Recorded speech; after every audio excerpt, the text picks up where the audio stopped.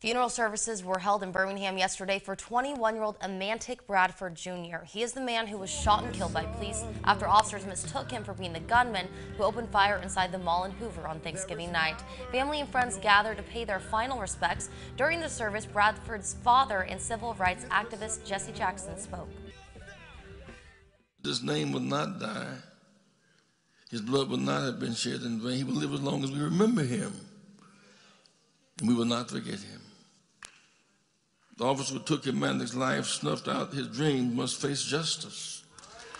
The funeral comes just one day after the suspect who got away after the mall shooting was in court. 20-year-old Aaron Brown appearing in an Atlanta courtroom Friday morning. Brown's bond has been set at $150,000, and the state of Alabama will have 15 business days to pick him up and transfer him to Jefferson County. Brown is suspected in the shooting at the River Chase Galleria in Hoover. An 18-year-old man and 12-year-old girl were both shot but survived. Following that incident is when Emantic Bradford Jr.